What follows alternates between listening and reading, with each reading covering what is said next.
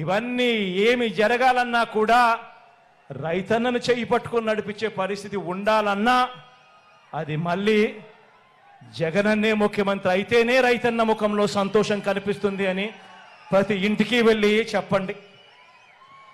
ప్రతి ఇంట పేదరికం సంఖ్యలు తెంచుకొని ప్రతి ఒక్క కుటుంబం కూడా గొప్పగా ఎదగాలని, ఇంటి ఇంట అభివృద్ధి, లంచాలు లేకుండా, వివక్ష లేకుండా పాలన, ఇచ్చే ప్రతి రూపాయి కూడా నేరుగా అక్క చెల్లెమ్మల కుటుంబాల ఖాతాల్లోకి నేరుగా వెళ్ళే పరిస్థితి రావాలన్నా అది కేవలం మీ జగనన్ననే చేయగలుగుతాడు. జగనన్నను మళ్ళీ తెచ్చుకుందాం అని ప్రతి ఇంటికి వెళ్ళి చెప్పండి. ఇది జరగాలి అనంటే ఈ ప్రయోజనాలు అందుకున్న ప్రతి ఒక్క కుటుంబం కూడా మన పార్టీకి స్టార్ క్యాంపెయినర్లుగా వాళ్ళందరూ కూడా బయటికి రావాలి అని ప్రతి ఇంటికి వెళ్ళి చెప్పండి. మీ గ్రామాల్లో ఉన్న, మీ పట్టణాల్లో ఉన్న ప్రతి ఇంటికి వెళ్ళి చెప్పండి.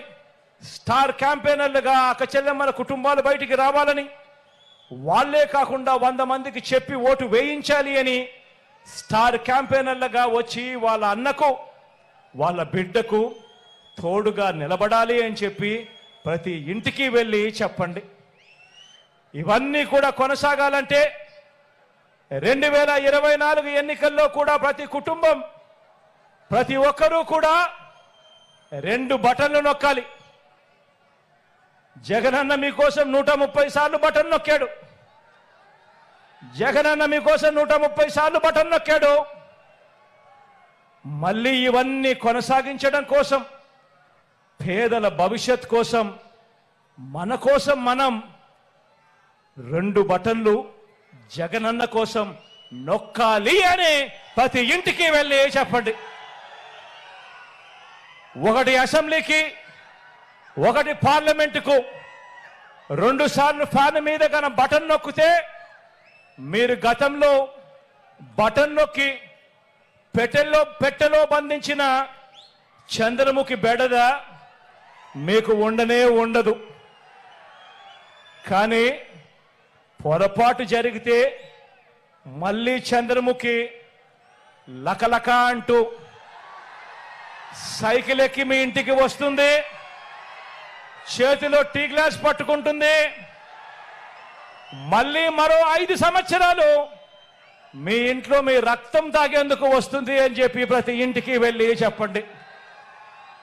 పొరపాటు చేయొద్దు అని ప్రతి ఇంటికి వెళ్ళి చెప్పండి. చంద్రబాబుకు ఏ ఒక్కరైనా కూడా ఓటు వేయటము అనంటే దాని అర్థం ఏమిటో తెలుసా? చంద్రబాబుకు పొరపాటున ఏ ఒక్కరైనా ఓటు వేయటము అనంటే దాని అర్థం ఏమిటో తెలుసా? మనమే మనకు అందుతా ఉన్న మన పథకాలన్నింటినీ కూడా రద్దు చేసేందుకు మనమే ఓటు వేయటము అని చెప్పి ప్రతి ఇంటికి వెళ్ళి చెప్పండి.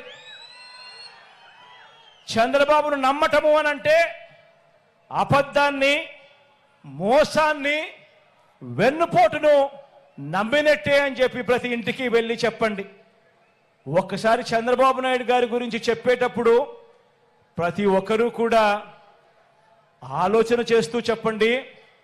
ఇదిగో చంద్రబాబు తీయటి మాటలు, రంగురంగుల వాగ్దానాలు, చంద్రబాబు నాయుడు మాటల్లో విషయం ఎలా ఉంటుందో ఇదే దత్తుపుత్రుడితో, ఇదే మోడీ గారితో కలిసి ఇదే చంద్రబాబు నాయుడు గారు 2014లో ప్రజలకు ఏం చెప్పాడో, ఎంతటి మోసం చేశాడో వారు చేసిన పాంఫ్లెట్ను మీరే ఒక్కసారి చూడండి.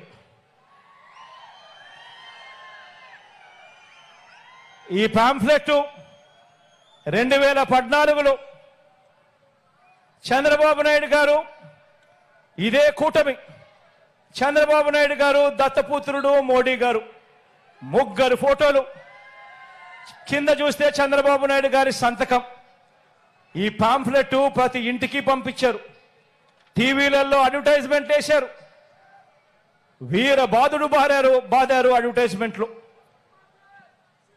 వీళ్ళు ముగ్గురు కలిసి 2014లో కూటమిగా ఏర్పడిన వీళ్ళు ఇంటింటికి వెళ్ళి ఈ పాంఫ్లెట్ పంచి